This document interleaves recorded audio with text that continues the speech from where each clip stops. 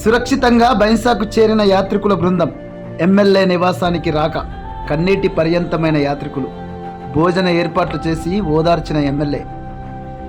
ఉత్తరప్రదేశ్లోని బృందావన్లో బైన్సాకు చెందిన యాత్రికుల బస్సు అగ్నికి ఆహుతి కాగా సీలెం దురుపతి అనే వృద్ధుడు సజీవ దహనం కాగా అక్కడే అంత్యక్రియలు జరిపారు.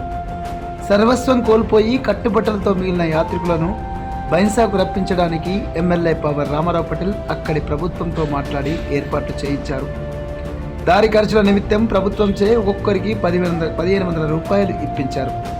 2 వాహనాల్లో యాత్రికులు గురువారం సాయంత్రం సురక్షితంగా బైన్సాకు చేరుకున్నారు. బైన్సాలో ఎమ్మెల్యే నివాసానికి యాత్రికులు వచ్చి ఒక్కసారిగా కన్నీటి పర్యంతమయ్యారు. ఒకరిని కోల్పోయామని, తమకు పెద్ద ప్రమాదం తప్పిందని బోరున విలపించారు. ఎమ్మెల్యే వారిని ఓదార్చారు. నేనున్నానంటూ భరోసా కల్పించారు. యాత్రికుల కుటుంబ సభ్యులు, బంధువులతో ఎమ్మెల్యే నివాసం జనసందోహంతో నిండిపోయింది. సిరం దురుపతి భార్య ఎల్లవ్వ తన భర్తను కోల్పోయి కన్నీరు పెట్టడంతో ప్రతి ఒక్కరి హృదయం ద్రవించింది.